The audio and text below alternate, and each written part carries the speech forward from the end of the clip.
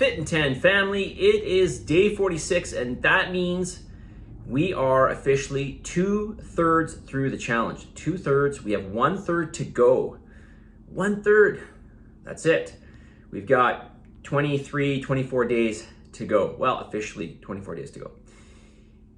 Today I want to talk to you about rep ranges, body composition, energy systems. I'll try not to make this too boring. It is actually interesting, so let's get into it. When I speak, by the way, before I start here, when I speak about rep ranges, that means that we're reaching muscular failure in whatever rep range that I'm speaking about. So if I say reps 1 to 5, that means we're failing at 1 rep or 2 reps or 3 reps. At some point in there, we are failing. Failing means we can't do another rep, right? So if I were to say pick up my mouse and do 3 reps, that would not fall in this category because I am not reaching muscular failure. On the other hand, if my mouse was, say, 70 pounds, probably in about 3 reps, I'm gonna reach failure somewhere around there. Absolute failure, that means I couldn't do another one. So when I talk about rep ranges, that's what I'm referring to. Let's talk about energy systems. We all need energy. Every day we use energy. We need energy to sustain ourselves, even just to, to sleep, okay, to stay alive, essentially, to keep the clock running, so to speak, to keep everything just running at bare minimum. We need energy for this. When it comes to movement, we can think of 3 energy systems. We have the phosphagen system, okay, or ATP. We have the glycolytic system. You can think of that more as sugar. And we've got the oxidative system, which is more sugar, fat. Okay, more fat, oxidation. When you're lifting weights, typically this is primarily phosphagen or ATP driven. Why is this important? We don't have much for ATP stores. It's a very short fuel source. This is why when we lift weights, we don't last very long unless we're lifting very light weights. And in that case, we're doing more of an endurance activity and we can just go forever. But when it comes to these heavier weights, when we're working in rep ranges of 1 to, let's say, about 20, we're using primarily ATP. When I get up out of this chair, like I am right now, that is actually ATP.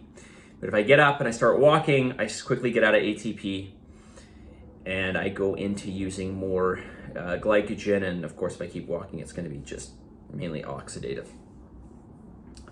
So why is this important? Well, it's not really that important, but I'm just trying to give you a background on certain things that will come up in the future, and it may be relevant to the rest of what I have to say here. So when it comes to training with super heavy weights, is that going to make you bulky? Well, I already talked about that before. And no, it's not going to make you bulky.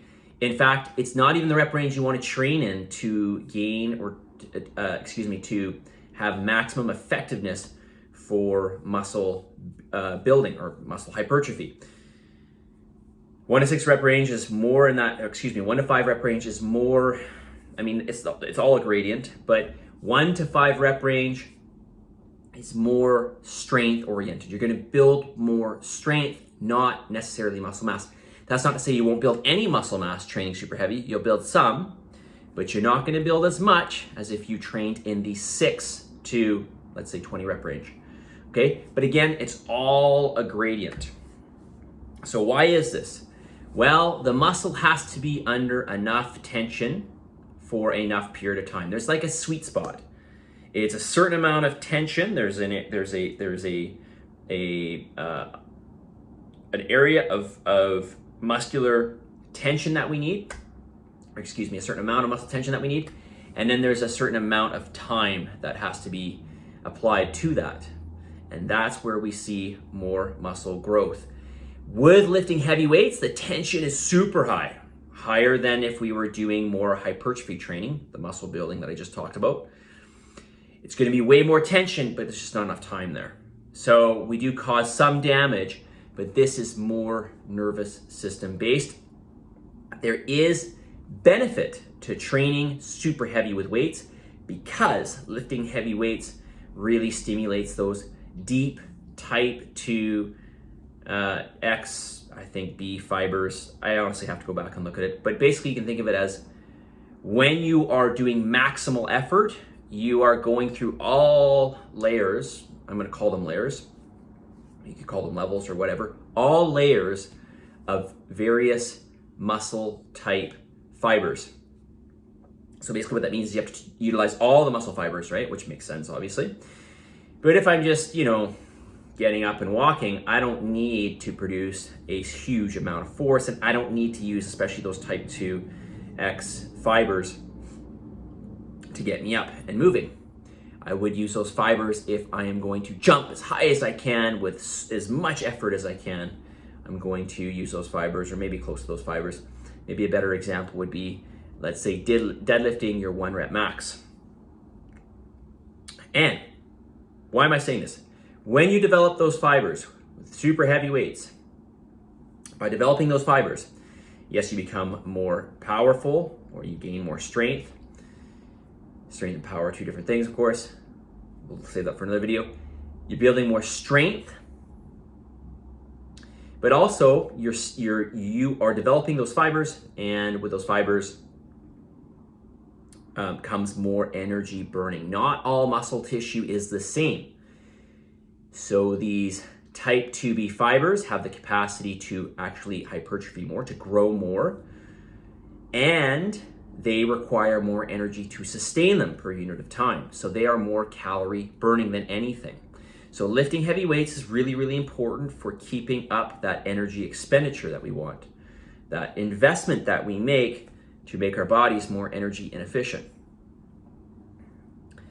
When you're training in that little bit higher rep range, that 6 to 20 rep range, while we may not be hitting those fibers quite so much, we are still utilizing a lot of our fast twitch fibers, and those are going to be very energy consuming as well.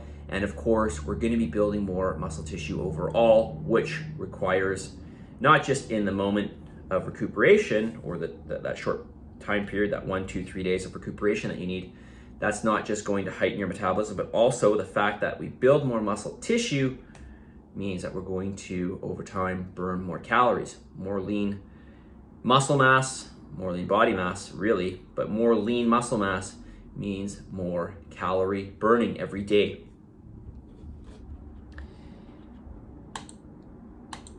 So you might ask yourself, well, why not super heavy reps? Why not super heavy, why not super heavy? Why not super high reps? We burn lots of calories. I'll talk about that tomorrow, because I'm already at 8 minutes and I vow to get these messages, or these videos, done in a shorter period of time. So let's talk about the message of the day on this day 46. Today's message is you can still make mega massive change. You can still make mega massive change in 24 days officially, I guess. 24 days, you can still make mega massive change. That's still 1/3 of the challenge. It's still 1 full period between scans. And of course, we only have 3 of these periods. So obviously they're gonna make a huge difference. Just make sure you measure all your food and you enter it accurately into your accounting app, your MyFitnessPal, or maybe you're using something different. If you do that every day and you match your macros, I guarantee you're going to make progress. I guarantee you. You may not think so, but I guarantee you. And if you don't believe me, you can look in my journal. I'll be happy to share it with you, and you can see that I do this every day. I've been doing it for multiple years. Because why? Because it works. It works. It works, it works, it works. So keep that in mind. Positive energy, positive vibes, believe in yourself. And for the love of God, give some gratitude, and I'll talk to you tomorrow.